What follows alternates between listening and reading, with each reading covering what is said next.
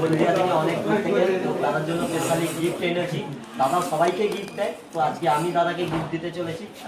সত্যি কথা বলতে গিফট পেতে সকলেরই ভালো লাগে, তো ভাইয়ের হাত থেকে এই গিফটটা পেতে আমার মানে সারা জীবন মনে থাকবে যে এত সুন্দর একটা উপহার।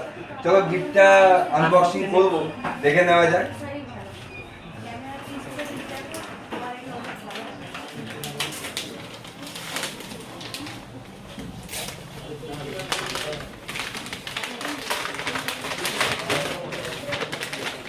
সত্যি অসাধারণ অসাধারণ, এই গিফটের তুলনা হয় না।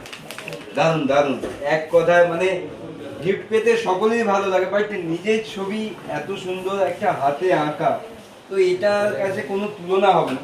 তো দাদাভাই কি কর?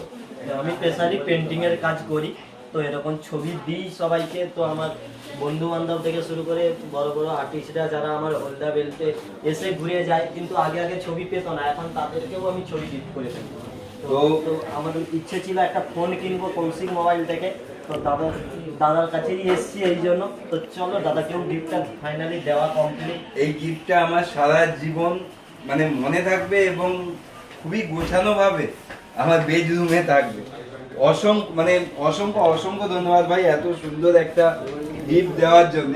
তো দাদা ভাইয়ের জন্য আমাদের তরফ থেকে থাকছে একটা সাফারি ট্রলি ব্যাগ এবং একটা ফাস্ট্যাগে স্মার্ট ওয়াচ, ফাস্ট্যাগে অরিজিনাল স্মার্ট ওয়াচ এবং সাফারির অরিজিনাল। এত সুন্দর গিফট পাবো কোনোদিনও ভাবি দাদা, এই গিফটটা কিছুই না, তোমার এই গিফটের কাছে এই গিফটটা কিছুই না। না এটা এই গিফটের কাছে এই গিফটটা কিছুই না। তো অসংখ্য ধন্যবাদ ভাই, thank you so much, thank you.